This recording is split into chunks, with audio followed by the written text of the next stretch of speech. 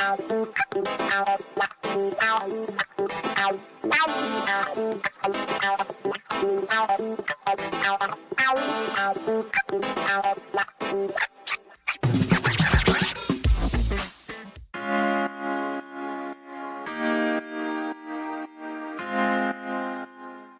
buenos dias. You know, I racked Tom Brady's balls till the sun came up.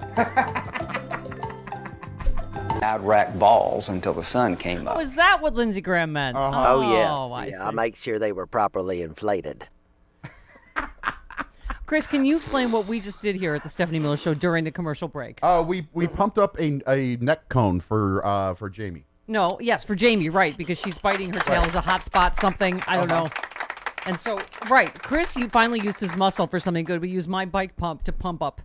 Yes, and then I struggled to get the thing on her head because she doesn't want it on there. Because it's a blow-uppy thing. That's our show prep. That's what we did. Okay, all right. Hello, Carlos. Hello, I gotta tell you, Stephanie, I'm pissed off. Yes, okay, I am so pissed off. I have in my back pocket a giant pile of asteroids, and Rand Paul, you can kiss those asteroids. All right, I've had it up to here with your hair and your nonsense and your father, who clearly doesn't love you because you want attention from strangers so badly that you're going to make up lies. You're pathetic. Kentucky hates you, and rightly so. And you want that on the record. I would like that to say that officially. Yeah. Yes. Officially, I want this on record. Wow. He was creeping into your, you wouldn't like when I went angry, Fauci. He was creeping into your Hulk Fauci territory. Hulk. Yeah.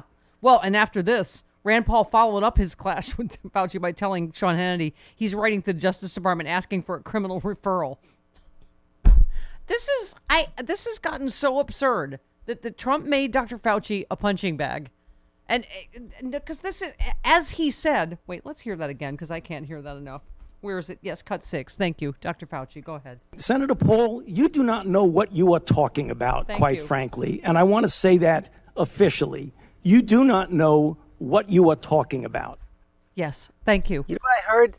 I heard a little bit of hey, Senator Paul, you give my gabagool. You don't know what the freak you're talking about, okay? You just keep pushing, all right, Christopher? Don't hold me back, Christopher. You little freak of stink. You come in here trying to insult me? Come on, let's take a boat ride. Come on, you and Pussy. Let's go, come on. See which one goes off the boat first. You are correct. He is Italian, and there was a little bit of gabagool that snuck in there. A little bit of gabagool, a little bit of Tony Soprano. Hey, T, you want I should put him on the boat? Want to go to Bada Bing Club? You want to go to the Bada Bing? Huh? You want to go to Satrielli's? They need some new meat over there, okay?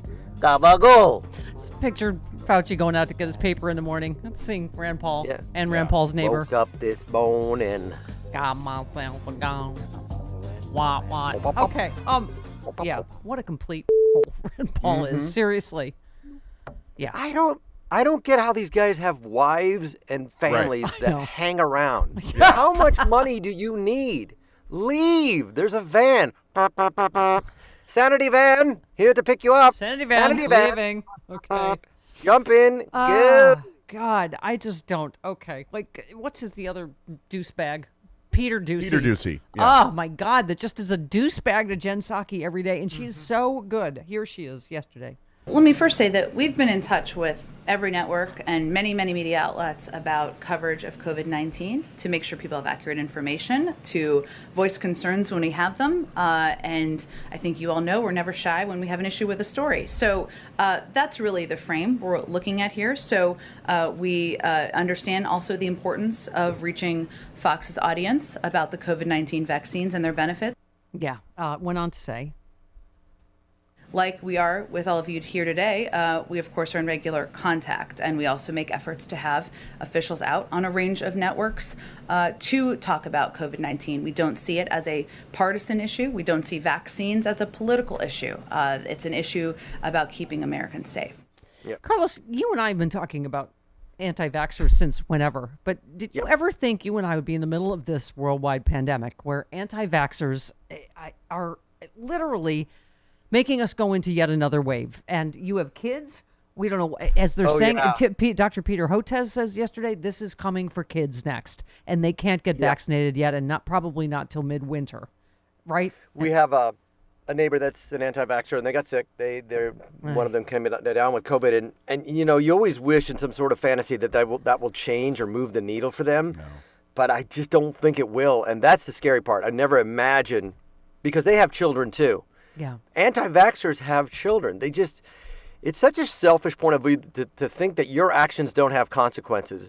Talk about the extreme privilege to think that my decisions won't have consequences. That's a fantasy, and it's sad. Yeah.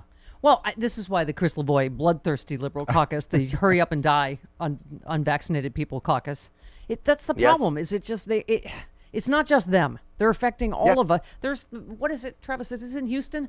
A Lambda variant. This is what's going to happen next. There's going to be another variant that's even more transmissible than Delta. And this will one in never Houston and one be somewhere over. else right now. This is why I think Fox News is panicking, whether it's, advertisers, Republican donors, but there's something going on that, they are cut the anti-vaccine bull now. I mean, something. Tucker needs that, like though. the bat signal has gone out because Steve Scalise, right? Sean Hannity, Mitch McConnell is like, Mitch McConnell, it's hard for him not to look alarmed with those glasses, whatever. But so we got to get shots in arms now, or this is going to go on forever.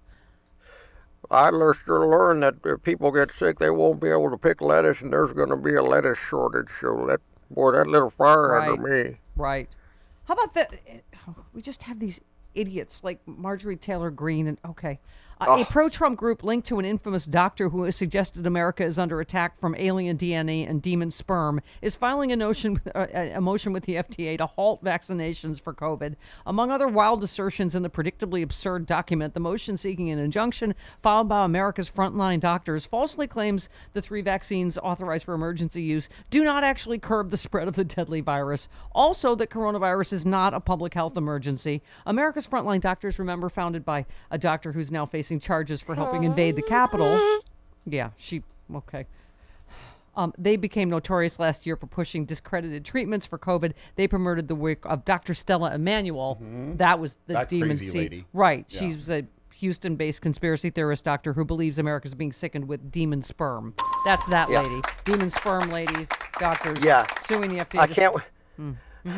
I can't wait for Rand Paul to show up on the Senate hearing floors with, this is a cup of ayahuasca. This will knock it out right here. I've seen my devil spirit in a dream, and I saw it stab the COVID out of my body. Ayahuasca is the way out. I mean, as a lesbian, all sperm is demon to me, but that's beside the fact. They're all. Well, there are some sperm that help to make semen. Baby girls.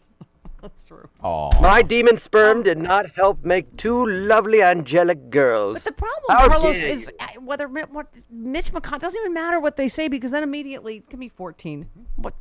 What's her name? QAnon Betty comes out and Have you yourself gotten vaccinated, and do you disagree with the Republican whip? Well, your first question is a violation of my HIPAA rights. No. You see, with HIPAA rights, we don't have to reveal our medical records, and that also involves our vaccine records. You say no. Incorrect. Every single word of that is incorrect. Thank you. This a reporter asking you if you've been vaccinated. You're a giant hypocrite. Has nothing to do with your HIPAA rights. Right. Oh my God. Yeah, she's sort of a teethy, horsey woman. She has cloven hooves and man hands. I said it. Those teeth, man. They could bite an apple. The 2 front teeth could just slice through an apple like a ginzu. Yeah. She could eat an apple through a picket fence. Through a picket fence. Yeah, and I bet she has. Yeah. Okay. I'm just saying. Oh, and here's where she's laughing uproariously at COVID. There are children, skinny people who have died of the coronavirus. Do you feel any responsibility? Tia, you crack me up. You know what? I think people's responsibility is their own to read the information, and it's everywhere. You can't go by any street corner practically and not see something about COVID-19. I believe in people's own individual responsibility to read, to find out, and to make their own decision. No, it gets my HIPAA rights to do that. Okay, so that's what she was laughing at because, by the way, this is the Bill Maher thing, is only kills fat people, right. COVID, right.